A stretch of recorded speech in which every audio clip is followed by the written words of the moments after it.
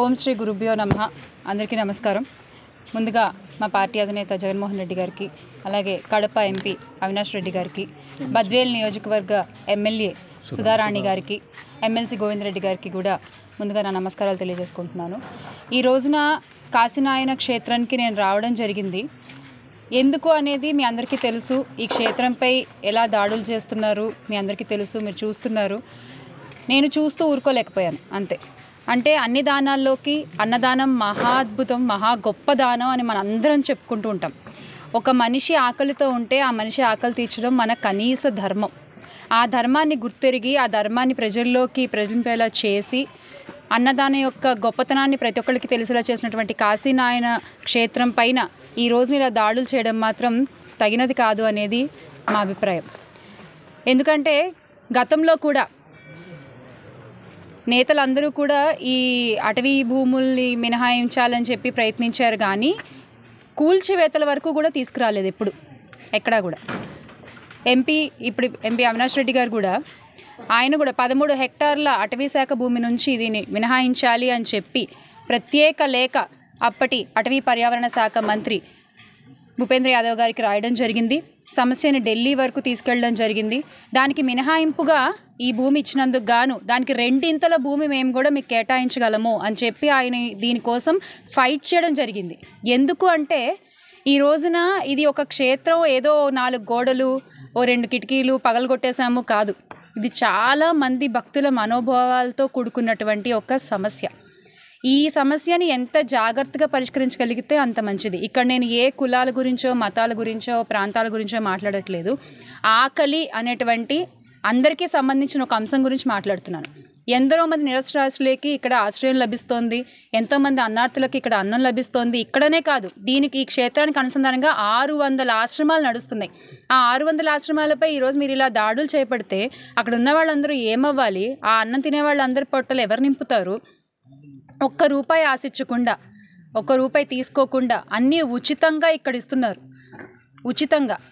అందుకే ఇక్కడి నుంచి మనకి గవర్నమెంట్కి కూడా ఆదాయం ఏమీ రాదు. మేబీ అదొక కారణంగా దీన్ని ఏమన్నా పడగొట్టేయాలని చూస్తున్నారా?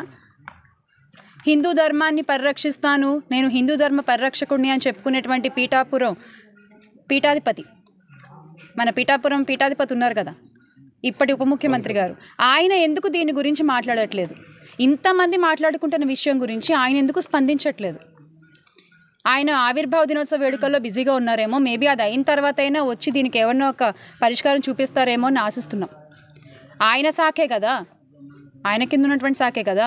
అధికారులు వచ్చి ఇలా పగలగొట్టేస్తే ఎక్కడికి వెళ్ళాలి ఇక్కడ ఉన్న వాళ్ళందరూ?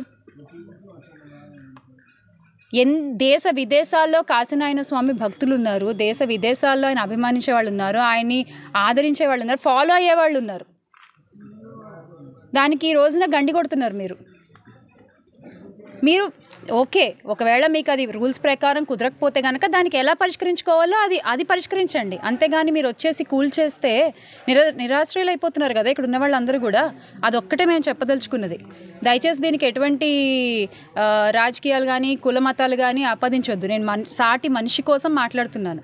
ఆకలి అనేది అందరికీ ఉంటుంది కాబట్టి దాని గురించి మాట్లాడుతున్నాను నేను, అంతే. ఇక్కడ ఇంతర బాబాల్లాగా కాశీనాయన స్వామి ఎప్పుడూ కూడా మ్యాజిక్లు చేయలేదు, జిమ్మిక్కులు చేయలేదు, నాకు ఇంతంత విరాళాలు ఇవ్వండి అని చెప్పలేదు, లావిష్ లైఫ్ ఏది లీడ్ చేయలేదు. సామాన్యుడిగా ఆయన బతికాడు. బతికినంతకాలం ఆయన చేతనైనంతలో అన్నదానం అందరికీ చేయించారు.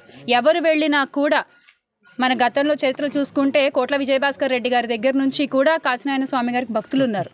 వాళ్ళు వెళ్ళి కలిసినప్పుడు కూడా మీరు నాకు దండాలు పెట్టద్దు, మీరు చేతనైతే 10 మందికి అన్నం పెట్టండి అని చెప్పినటువంటి గొప్ప వ్యక్తి కాశీనాయన స్వామి.